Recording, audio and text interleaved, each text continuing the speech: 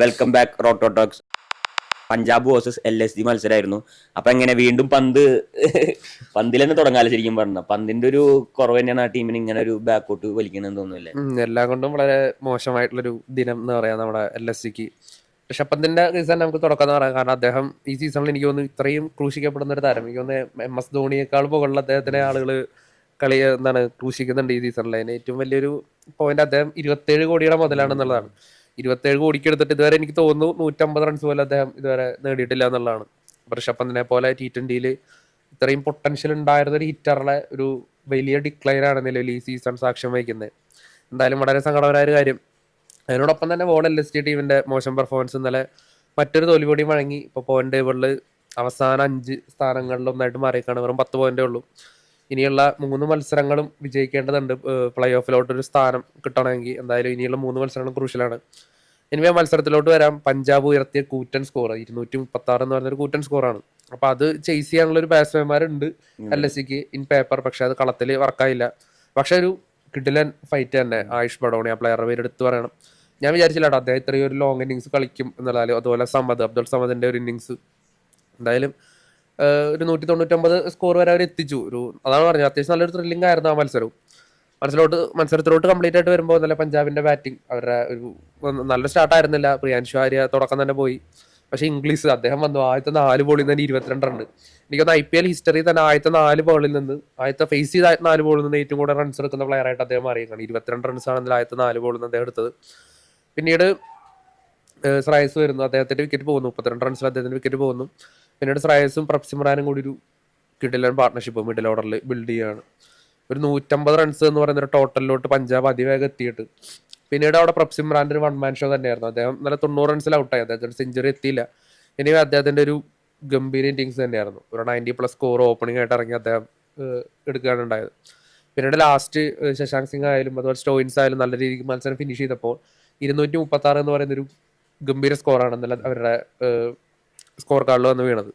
എനിക്ക് തോന്നുന്നു മായങ്ക് യാദവ് അദ്ദേഹത്തിന്റെ ഒരു വേസ്റ്റ് സീസണായിട്ട് മാറിയാണ്. അദ്ദേഹം പരിക്കിന്റെ പിടിയിലായിരുന്നു. അപ്പൊ കഴിഞ്ഞ സീസണിൽ കാഴ്ചവെച്ച പെർഫോമൻസുകളൊന്നും അദ്ദേഹത്തിന് ഈ സീസൺ ചെയ്യാൻ പറ്റുന്നില്ല. വളരെ എക്സ്പെൻസീവ് ആയ ഒരു ബോളറായിട്ട് അദ്ദേഹം മാറുന്ന ഒരു കാഴ്ച. അദ്ദേഹം 4 ഓവറിന് 60 റൺസാണ് ഇന്നലെ വിട്ടുകൊടുത്തത്. അതുപോലെ തന്നെ ബാക്കി എല്ലാ പ്ലേയേഴ്സും പ്രിൻസ് യാദവ് ആയാലും ദിഗ്വേഷ് റെഡ്ഡി ആയാലും ആവേശ് ഖാനൊക്കെ ഇത്രയും എക്സ്പെൻസീവ് ആയിട്ടുള്ള ഒരു സ്പെല്ല്. ടോട്ടലി പഞ്ചാബ് ബാറ്റ്സ്മാൻമാർ ഭയങ്കര ഡൊമിനേറ്റ് ചെയ്തു. മാനസികമായിട്ടും വളരെ ഒരു വീക്കായിട്ടുള്ള ഒരു പെർഫോമൻസ് ആയിരുന്നു ഇന്നലെ LSGയുടെ ഭാഗത്തുനിന്നും. എനിക്ക് തോന്നുന്നു അവരുടെ ടീം എന്ന് പറഞ്ഞാൽ നല്ല രീതിയിൽ പ്രഷർ ഉണ്ട് എന്ന് തന്നെയാണ് തോന്നുന്നത്. ഒരു മെന്റലിയും ഒട്ടും ഹെൽത്തി അല്ലാത്തൊരു രീതിയിലായിരുന്നു. മുമ്പോട്ട് ജയിച്ചു വന്ന മതിയായിരുന്നില്ല, അപ്പൊ ഈ പ്രശ്നം വരില്ലല്ലോ. അല്ല, അവർ സ്റ്റാർട്ടിങ്ങിൽ മത്സരങ്ങളൊക്കെ ജയിക്കുന്നുണ്ടായിരുന്നു, ഓക്കെ ആയിരുന്നു. പക്ഷെ ആ ഒരു ടീം പെർഫോമൻസ് തൃപ്തികരമല്ലായിരുന്നു.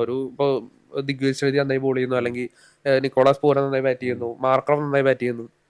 അപ്പൊ ഒരു ഇൻഡിവിജ്വൽ ഇതിന്റെ പുറത്ത് കയറിപ്പോണ്ടായിരുന്നു. അപ്പൊ ഇന്നലെ എല്ലാം കൊണ്ടും ഒരു മോശം ദിനം. പിന്നെ ബാറ്റിങ്ങിലോട്ട് വരുമ്പോൾ ഒരു കംപ്ലീറ്റ് കൊളാപ്സ് തന്നെ. സ്റ്റാർട്ടിങ്ങിൽ ഈസിലി വളരെ എളുപ്പത്തിലാണ് ഇന്നലെ ആദ്യത്തെ 3 വിക്കറ്റ് പോകുന്നത്. അത് നിക്കോളാസ് പൂരന്റെ വിക്കറ്റ് പോയപ്പോൾ തന്നെ കളി കഴിഞ്ഞു എന്ന് ഏകദേശം ഉറപ്പായി. അതിൽ ഹർഷദീപ് സിംഗിന്റെ ആ ഒരു സ്പെല്ല് എടുത്ത് തന്നെ പറയണം. 4 ഓവറിന് 16 റൺസ് മാത്രം വഴങ്ങി 3 വിക്കറ്റ്. അപ്പൊ അത്രയും കിഡിലൻ ഒരു സ്പെല്ല്. അതുകൂടെ ആയപ്പോൾ LSG കഥം. പിന്നെ പന്ത് ഒരു 6 ഒക്കെ അടിച്ച് തുടങ്ങി. പിന്നീട് തുടങ്ങി അവസാനം അദ്ദേഹം 18 റൺസിൽ ഔട്ടാവാനുണ്ടായത്. അപ്പോൾ അദ്ദേഹം ഡഗ് ഔട്ടിൽ എങ്ങനെയാണ് ഇരുന്നത് എനിക്കറിയാൻ പാടില്ല. അത്രയും ഒരു പ്രഷർ അദ്ദേഹത്തിന് ആ ഒരു ക്യാപ്റ്റൻസിയുടെ കുറവ് തന്നെയാണ് എനിക്ക് തോന്നുന്നത്. ഇപ്പൊ മറ്റേ DC അക്സർ പട്ടേൽ ചെയ്യുന്ന ഒരു ഇമ്പാക്ട് ഉണ്ടല്ലോ, അതുപോലെ ഒരു ക്യാപ്റ്റന് ഇമ്പാക്ട് കൊണ്ടുവരാൻ പറ്റില്ലെങ്കിൽ മൊത്തത്തിൽ ഇപ്പൊ ഋഷഭ് പന്ത് എന്തായിരിക്കും ബാക്കി കളിക്കാരോട് പറയാൻ പറ്റുക? നിങ്ങൾ ഇങ്ങനെ ചെയ്യും. ക്യാപ്റ്റൻ തന്നെ മോശം ഫോമിലാണ് ഓൾ സീസൺ. അപ്പൊ അവിടെ ഒരു വോയിസ് ഇല്ലല്ലോ. അപ്പൊ ആ ടീമിന്റെ ഒരു ഇത് പോവല്ലേ, എനർജി പോവല്ലേ, സ്പിരിറ്റ് ക്രിയേറ്റ് ചെയ്യാൻ പറ്റുന്നില്ലല്ലോ. ഋഷഭ് പന്ത് ഒരു നല്ലൊരു ക്യാപ്റ്റനായിട്ട് എനിക്ക് തോന്നിയിട്ടില്ല എപ്പോഴും. അദ്ദേഹത്തിന്റെ ഒരു ടീം, അദ്ദേഹത്തിന് ഇപ്പൊ ഡൽഹിയിലായിരുന്നപ്പോ പോലും ഒരു നല്ലൊരു ക്യാപ്റ്റനായിട്ട് എനിക്ക് തോന്നിയിട്ടില്ല. അപ്പൊ ഋഷഭ് പന്തിന് ഇനിയിപ്പോൾ ഈ സീസൺ കഴിഞ്ഞാൽ അടുത്ത സീസൺ അദ്ദേഹം ക്യാപ്റ്റൻ ആകുമ്പോൾ എന്നുള്ളത് ഡൗട്ട്ഫുൾ ആയിട്ടുള്ള ഒരു കാര്യമാണ്. അദ്ദേഹത്തിന്റെ ഒരു ക്യാപ്റ്റൻസി വളരെ ചോദിച്ചിട്ടായിട്ട് നിൽക്കുകയാണ്. എന്തായാലും ബാറ്റിങ്ങിലോട്ട് മാർഷും വേഗം തന്നെ ഔട്ടാവാണ്. എനിക്ക് തോന്നുന്നു ഹർഷദീപ് വളരെ മികച്ച രീതിയിൽ പന്തെറിയുന്നു തുടക്കത്തിൽ. അതുപോലെ തന്നെ വളരെ പെട്ടെന്ന് തന്നെ പൂരനും പുറത്താകുന്നു. പിന്നെ വേഗം തന്നെ പന്തും പുറത്താകുന്നു. ഒരു 58-60 റൺസിൽ തന്നെ ഒരു 4 വിക്കറ്റ് പോയി. വളരെ സ്ട്രഗിൾ ചെയ്യുന്ന ഒരു കാഴ്ച.